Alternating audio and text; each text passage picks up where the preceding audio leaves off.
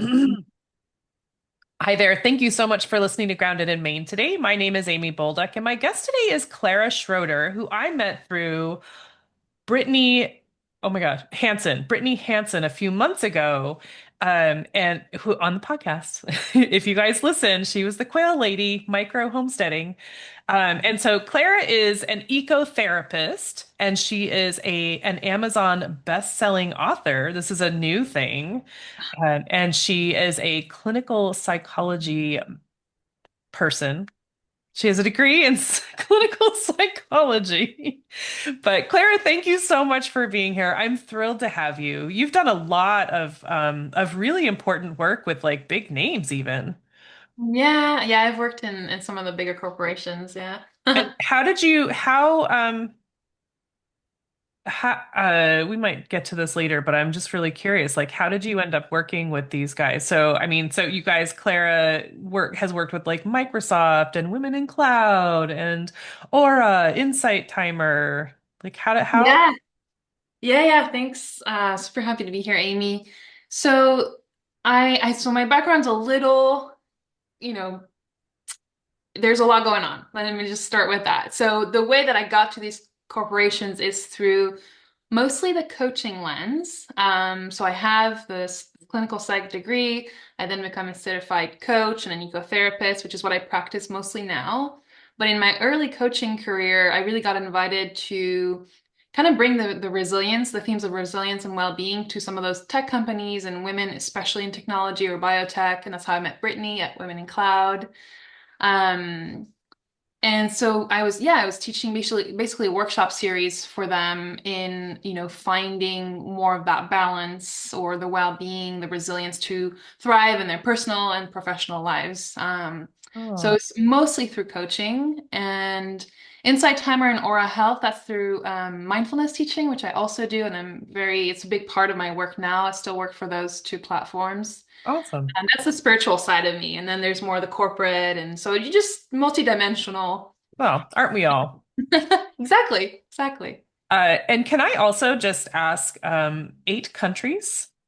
Yeah. So I have a very global background. I Amazing. I have citizenships in 2/3 countries.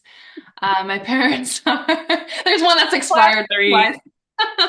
My parents, yeah, so we're from Europe originally, different countries there. I moved around a lot. And I've been in California for 14, 15 years, which is crazy with that. Wow. Until I turned 16, I lived in 6 countries and then two more after that. Yeah. Wow. How many languages do you speak? Uh, 3.5. I understand four. I speak, sometimes I lose, sorry. Yeah, I speak like four and I'm learning a fifth one. Because my partner is Italian and that's the one language I don't have. Oh, So, was that on purpose that you chose this person? who, you know what? Life is funny. Life is just like that sometimes. So. That's really fun. I mean, I speak one language, but I can sing almost any language. I There just you don't have any idea what I'm singing for the most part. go. Okay, well, that's really interesting. And so the book that you just published it not too long, Yes. like a A month couple ago? weeks ago. Yeah. Not Yeah. even. Called ReNature, Hmm. How Nature Helps Us Feel Better and Do Better. Hmm. So can you tell us about the book, like where that came from and why? Yeah, so I think you mentioned in your introduction, I am an ecotherapist, and so I can get into what that means in a second. But basically, the book was a way for me to reach more people in answering kind of like the mental health crisis and emotional health crisis that's going on, plus the ecological crisis. And I really believe deep down that we have a disconnection problem in Mhm. our society. And I'm going to I don't want to overly generalize, so I'm going to be more specific. I think in our kind of Western built world or Western society, the way that we think of the US, for example, and I'm speaking not of, especially not including Indigenous and Native American cultures, because they have something completely different in terms of spirituality and connection to the earth. So I'll just put that as a context. But I'm in the Bay Area of San Francisco, so big tech scene. Silicon Valley's right there. I actually went to school there for a few years and dropped out because I hated it. Um, we spend so much of our time living in, concrete jungles or just really on our computers a lot or our phones. And we forget that, we are always connected. You were talking about your chickens right before this, and we are connected to nature at our core. I strongly believe that. I'm also an ecotherapist, so of course I'm going to believe that. And that's what I teach people. Mhm. And I think that the more we remember that and we kind of adapt our practices or our lives to feel and cultivate that connection with the more than human world, the natural world, the better we're going to feel, and the more we're going to want to protect that part of, our lives and our future. And I mean our future, I mean the human future, but also the ones of the wild beings and the oceans and the mountains. And so that's kind of the philosophy of the book, and why the book now is because I recovered from a traumatic brain injury. It was not even 2 years ago now. So that was a crazy process. It was a car accident, Mm. and I really felt like I was being given a second chance at life. And so when you coming out of that, I was just like, I have a mission, and I'm so lucky to be alive and to have something to share. And it was almost like a dream that I had had, but I never really pursued. And I think just it was healing to write, but it felt important for me I was on an impact. I wanted to contribute more so to the crisis that I just mentioned. Oh, oh my gosh, I so hear that.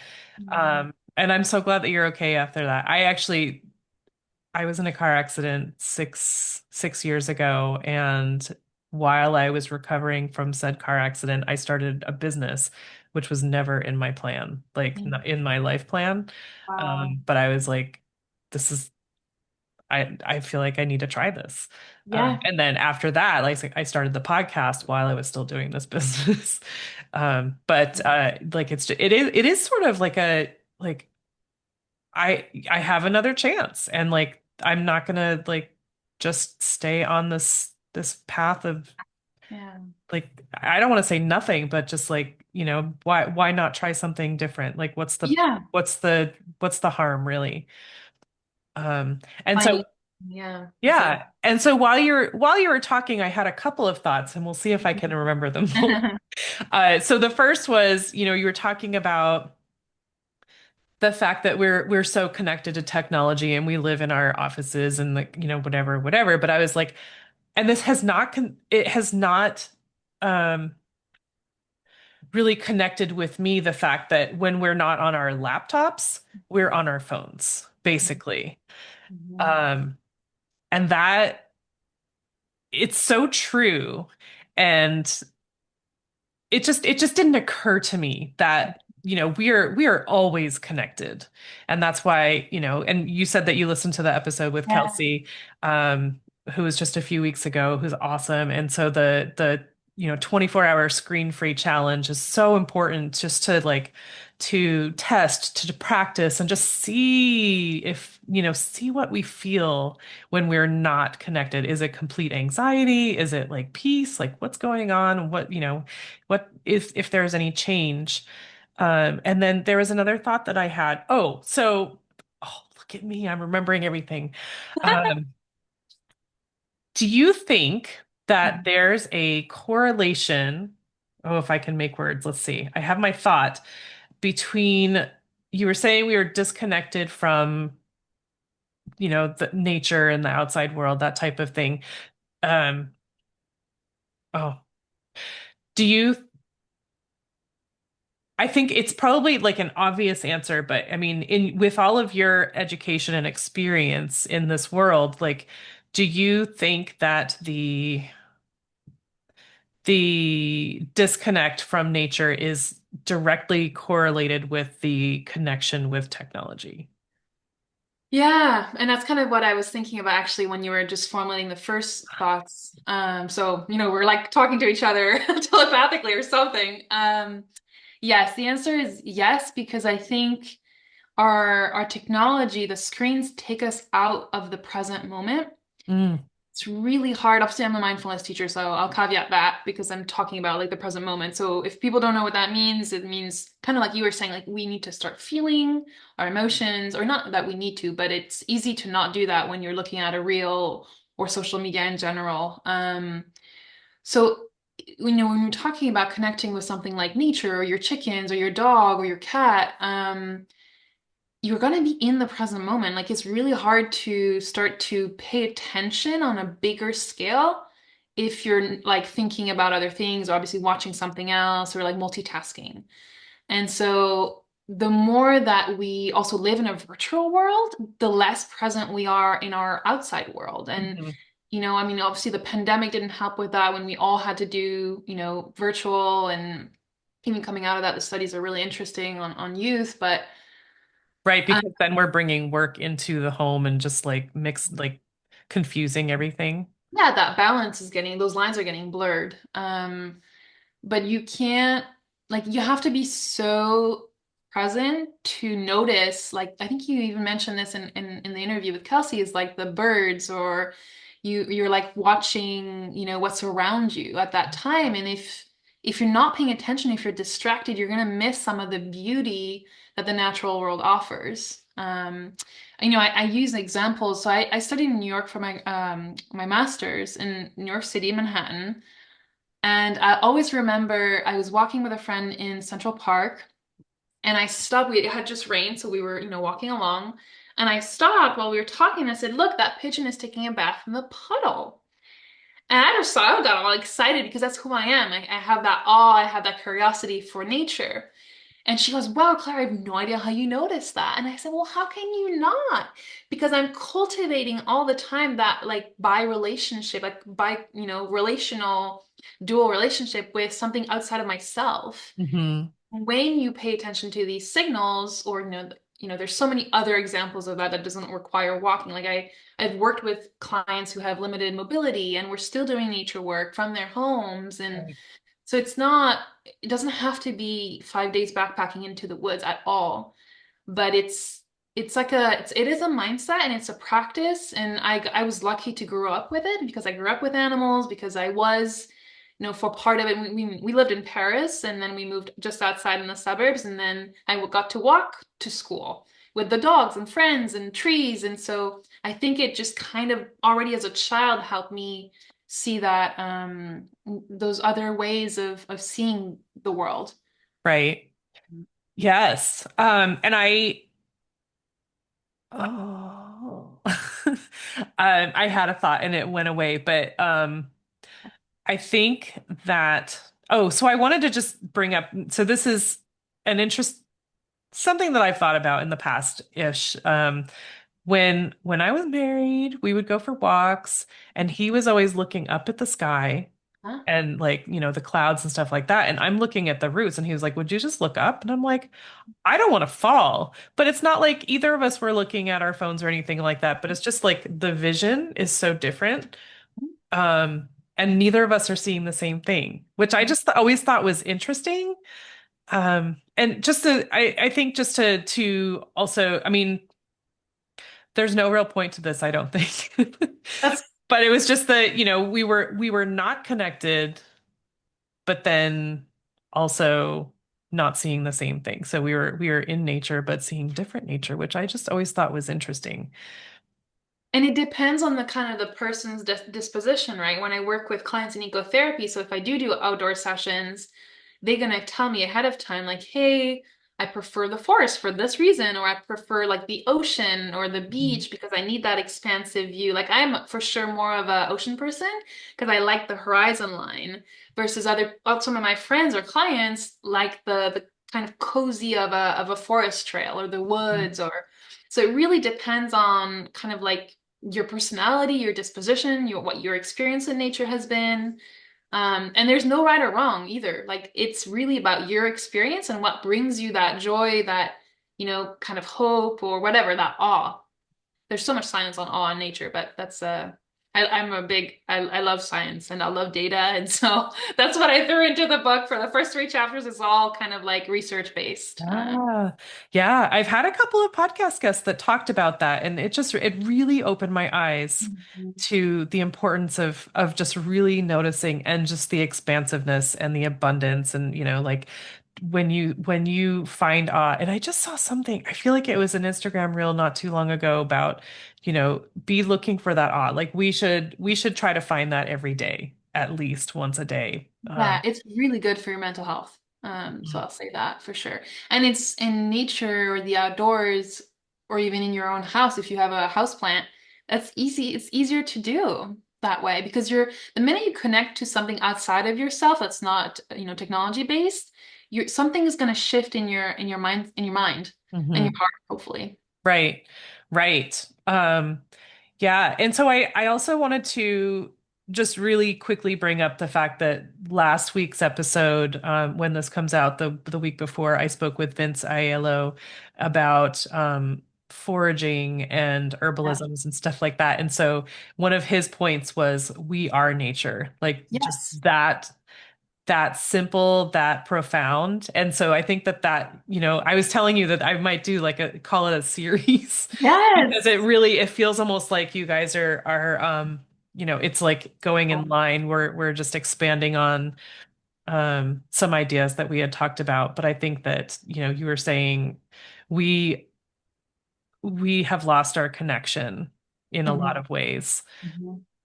And this is not in chronology. My thoughts are just not chronological.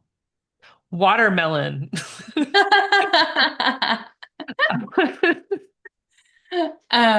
No, exactly. And there's so many reasons for that. And it goes back to like some of the early philosophers, like the French philosopher René Descartes, who's super famous for saying basically like in talking about humans that we're superior and the natural world is a place of extraction, and then the industrial revolution came along, and then some of it has to do with some of the religions, and like nothing against religion obviously, it's just over time in history we saw these trends, and they've kind of become accentuated over time, and now obviously we have a climate crisis, and so I'm in the climate space because of mental health, and you're seeing more of that disconnection because it is, I mean, climate trauma is pulling people away from like wanting to spend time, wanting to connect. And I mean, that's a whole other thing. It's like, how do you use things like forest bathing or ecotherapy to help climate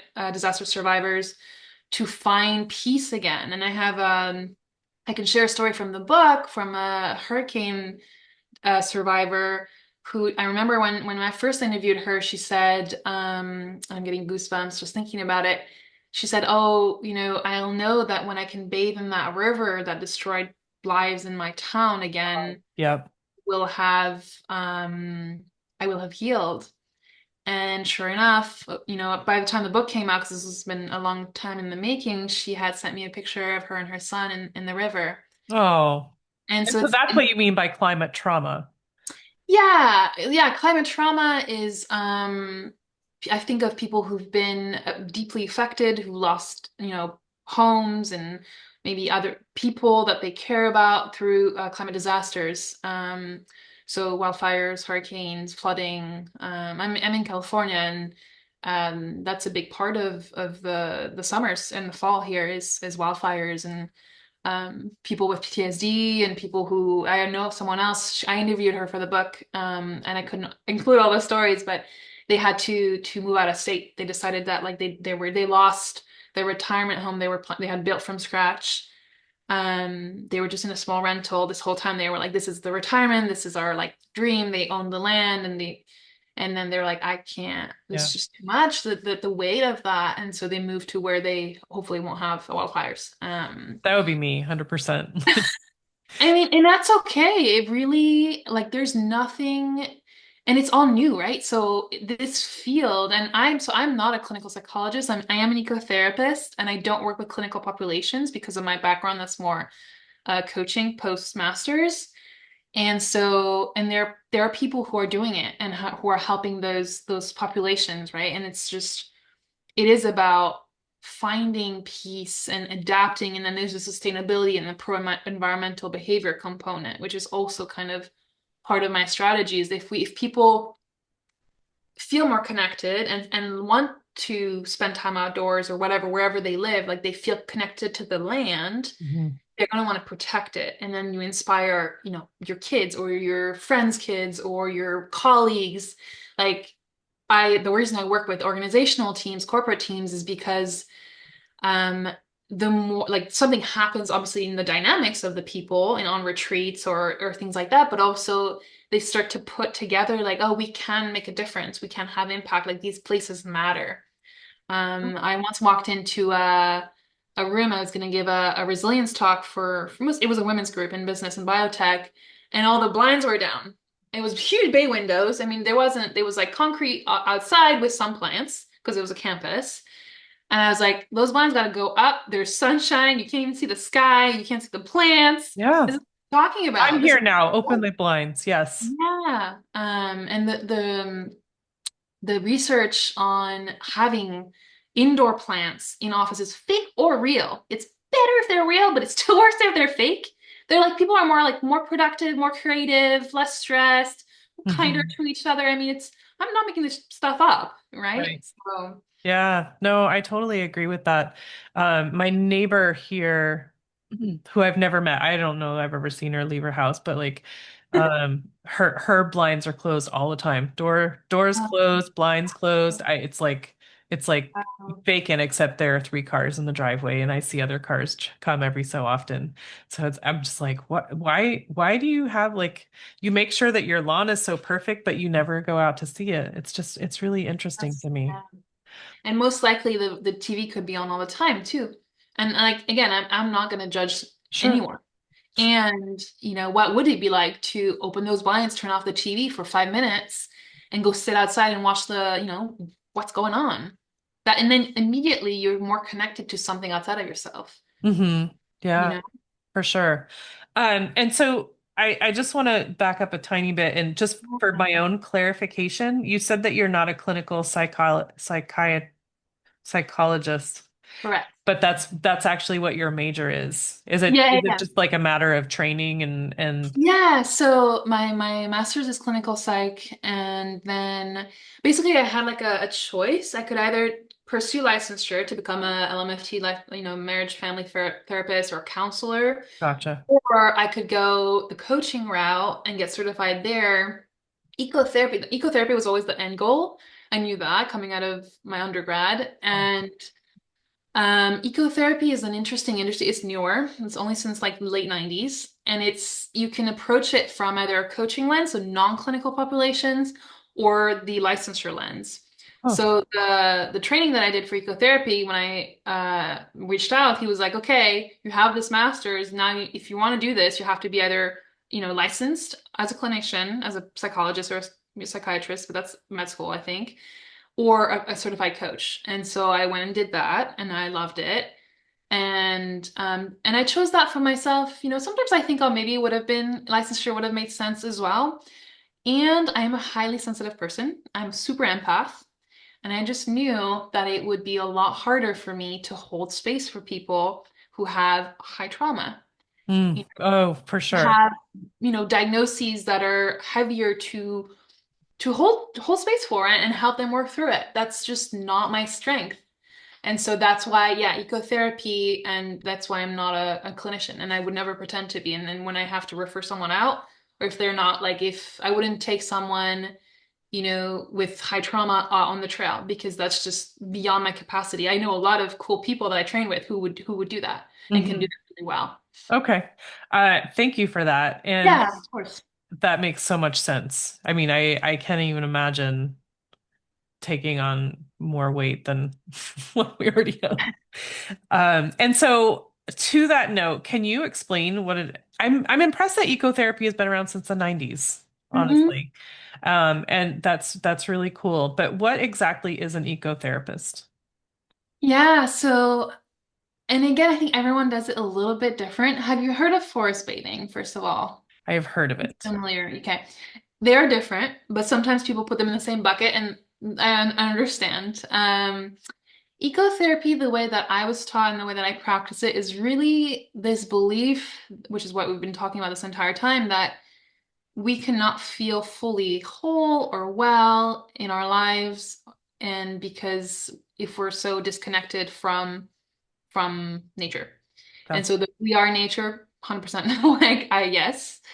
And so ecotherapy is a way to, it's like you take therapy off just an office setting or a Zoom setting, and you might do it on the trail. You might do it, like when I worked with someone virtually, she would sit out and inside or outside and watch the garden and the birds come and go or whatever we were working on that day. Mm. And so it's this belief that nature is my co-guide or my co-therapist or is like a healing container. And then my job in that, because there, there's people who will recreate outdoors, and I'm also an outdoor guide, so it's part of my job. Yeah. And that's cool. Like I take people camping, kayaking. I actually work with medical professionals in that setting, hiking, and that's good. That's all great. Like for sure, recreate outdoors if you want to.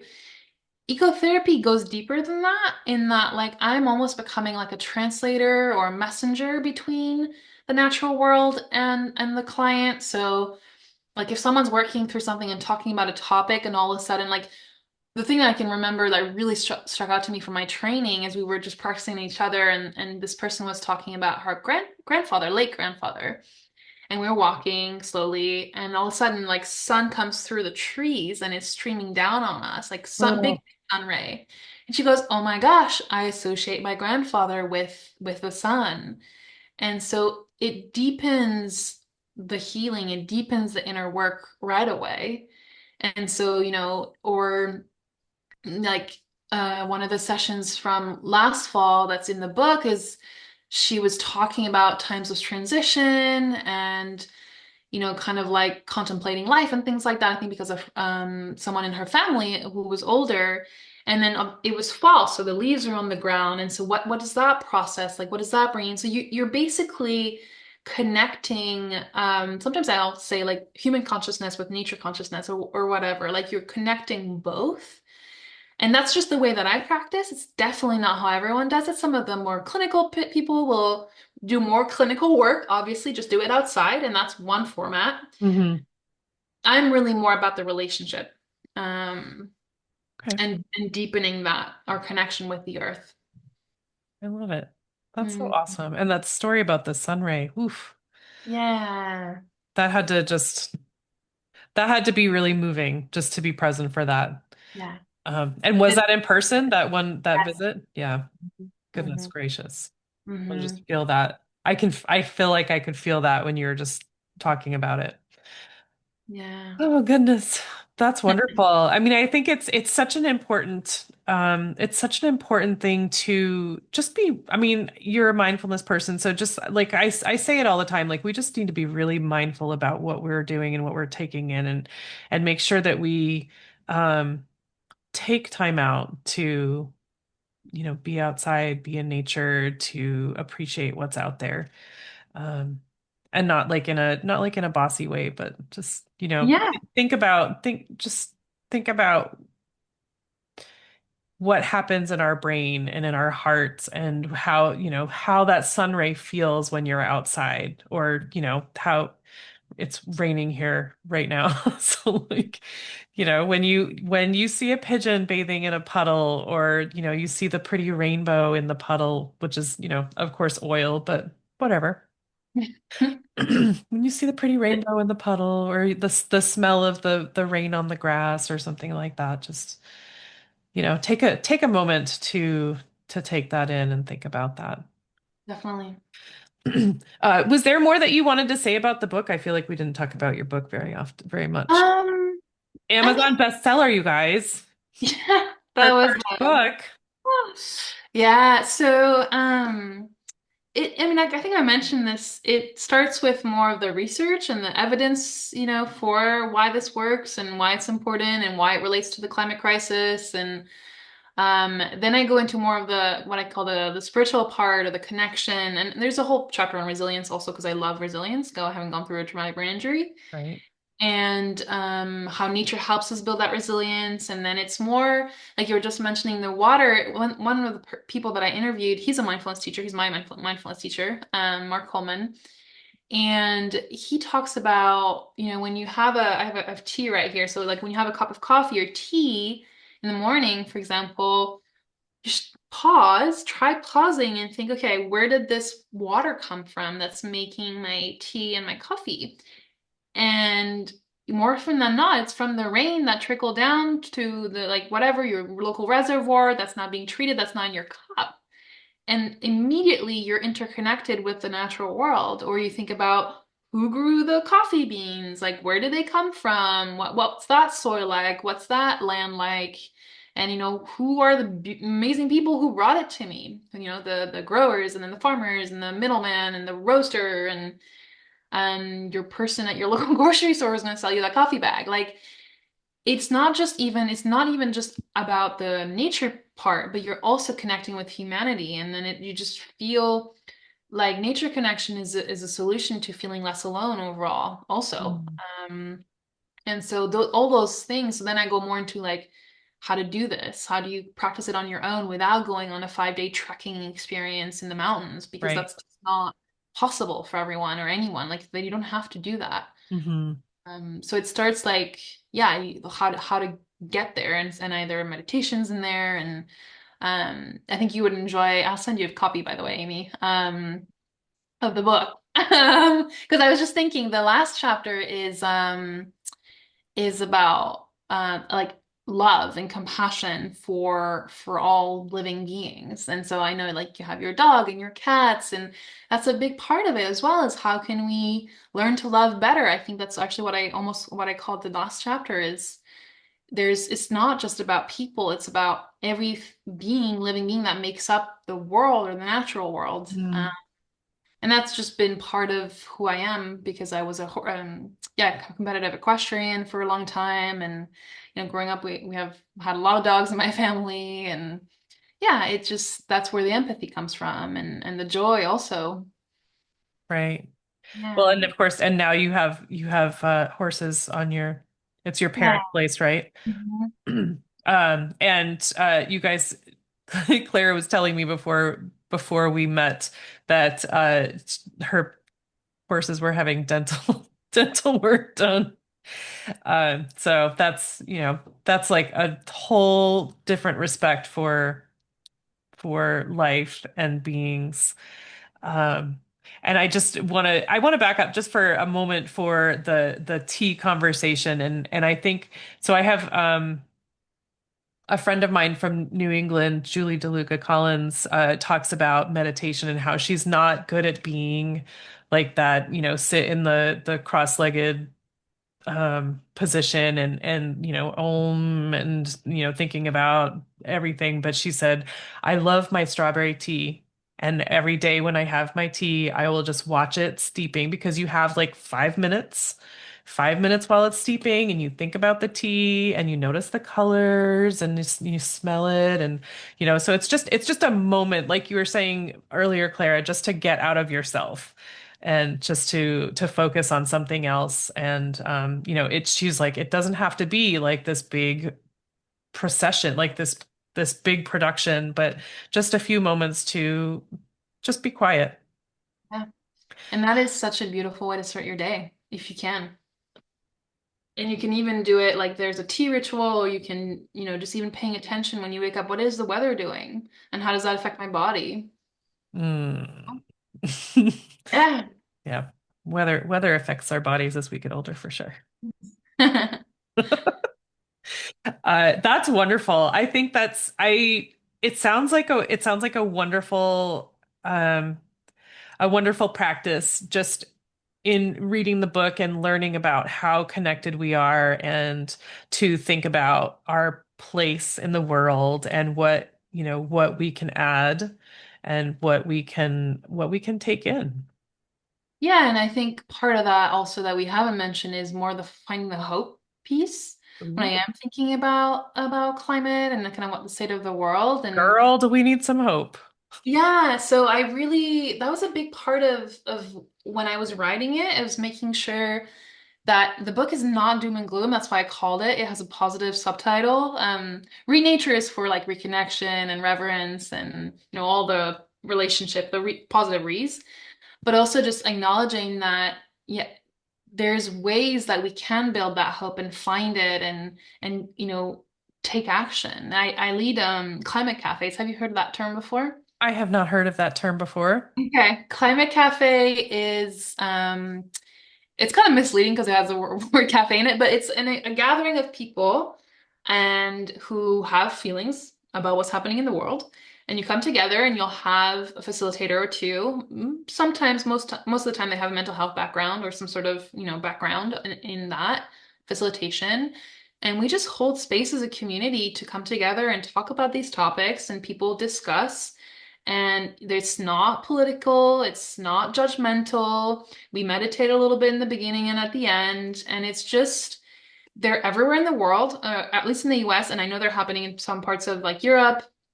Um, it's to just kind of ease some of the anxiety. It's you when you feel so community. When I talk about resilience, resilience also means just to not just overcome something hard, but to grow from it. And you go from, you know, hardship to growth and healing and something more positive. Mm, Why I wrote the book also. But so part of one of the big factors for resilience is community and connection.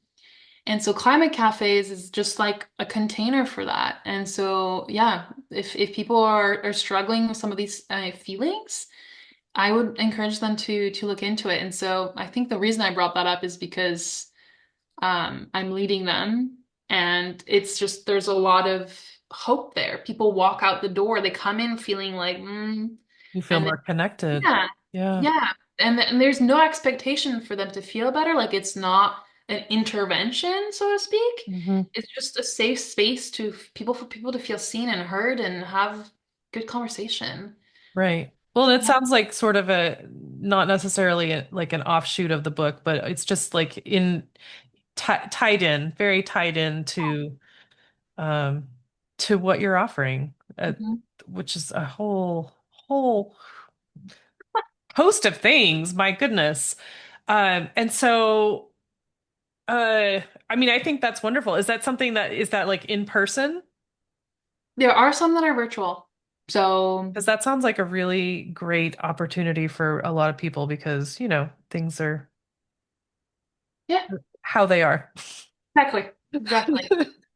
Uh, And most of the time, like people are, ours is donation based, the one that I'm hosting right now at a community center. Like it's not, yeah, I could say a lot more about that, but like that's part of the pictures to make it accessible to anyone. mm, And it's usually people from diverse backgrounds and like all of that it's a psychologically safe space if it's well led and facilitated. So that's a big part of like making these tools accessible. Like I'm not here. The reason I work with corporations is that's where the bucks come in. But this this work is designed for people who really need it, especially those that are particularly impacted by these issues, right? So that's also part of my ethos is like making sure that I can serve the people that need it and also make a living. right, Just of course.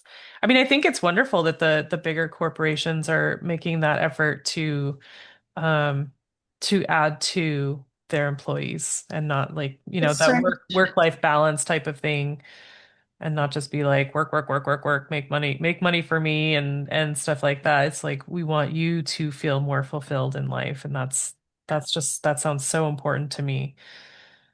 But so thank you for talking about the Climate Cafe. That's oh gosh, I'm so looking into that. Okay, well, so I mean, I know you have thoughts on this because this is what the conversation is about, but like what does the word sustainability mean to you, Clara? Yeah, so I think for me, sustainability is first of all acknowledging that we are interconnected with the planet that we live on, all the living beings on this planet, all the trees, the mountains, the oceans, the water bodies, lakes. Um, so it starts there. It starts with acknowledging that like humans are not the only species. We are the dominant species in a lot of ways. that, Good and that's bad. the way it is right now. And sustainability is making sure that we leave the world better than when we found it, and that we don't make things worse. We probably don't not going to go into the Amazon conversation, but you and I have talked about it extensively. The copies that I have of my book are at home are sustainably printed. I paid a lot more for those. It was part of my contract. You receive a certain number of copies to yourself before they go to the other retailers, which they print on whatever they print on, which is a whole other thing. But, you know, I didn't don't want to cause more harm.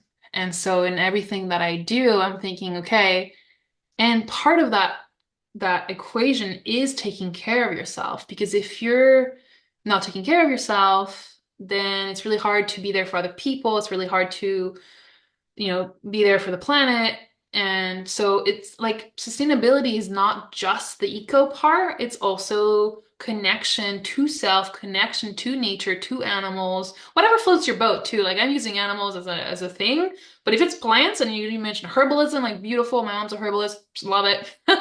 Like whatever that is, find what that is for you and then see how much deeper you can go with it. Um, in my I was participating in a climate resilience course, which is where the climate cafes came from at a university that I also work for.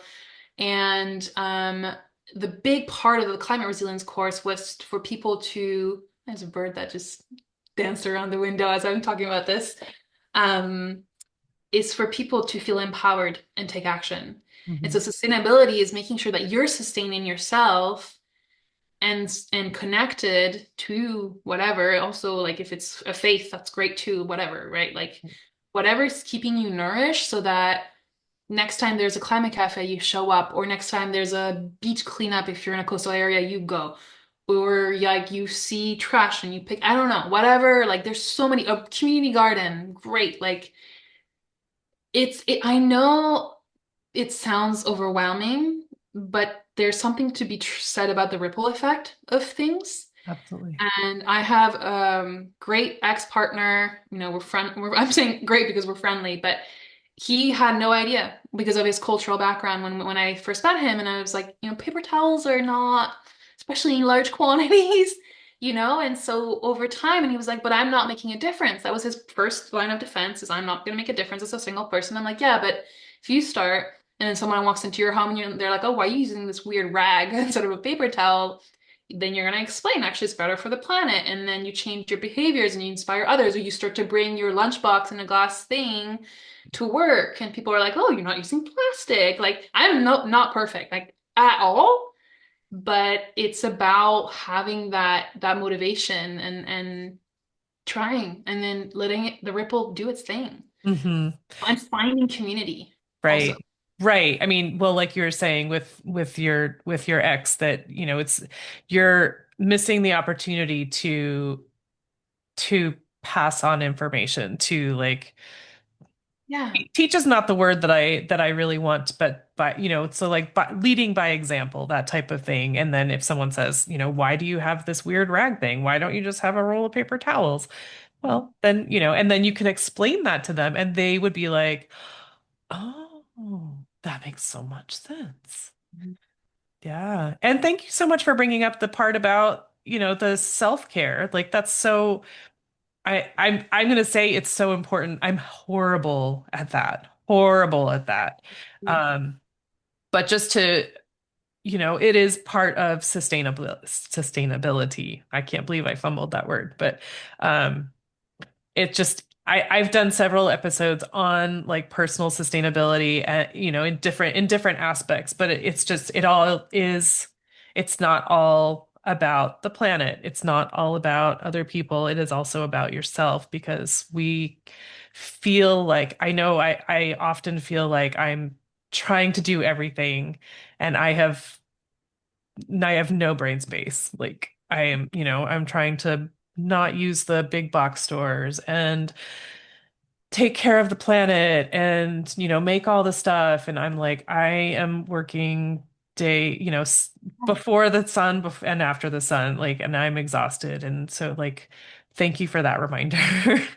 Yeah, and part of what helps me when I think about this, because I have, especially lately, I'll be really transparent. Every time I open Instagram, I start crying because I'm seeing things and I'm like, and I'm in the field, like this is my Right. life. Right. Yep. And I have to, exactly what you just said, right? You have to remind yourself you can't fix it all, you can't do it all, and you have to pick your sphere of influence. So, like when I talk about the ripples, there's a diagram in the book. It's like it's concentric circles. It's probably my favorite emoji, the little blue one, the concentric circles, because you start in your concentric circle and then you let someone up in the next circle do their thing. Hmm. And you literally like start in your community, you're starting your home. And there's cool websites and bloggers that talk about these things. Like it's the resources are there if you look for them, but we're not like one person is not going to do it all. But that's why also signing up for positive newsletters about, the earth or whatever, like positive news in general. Right. And as since I just mentioned social media, the media diet, like paying attention to how you're consuming it and when and how you're feeling internally. Because again, if I just scrolled and I felt really horrible, well, how about am I going to help my Right. clients? You're going to Or put it down and you're going to be a wreck and be like, what am I supposed to do? Like, how can I help people now? so it really is about that balance, and starting small and really trusting. And then things are changing. That's the other thing that I want to leave with your listeners is like things are really, really bad and things are changing because people, know how important it is. And there is hope. Hmm. And yeah, like I can't predict the future. Sometimes I wish I could, or maybe I don't want to know.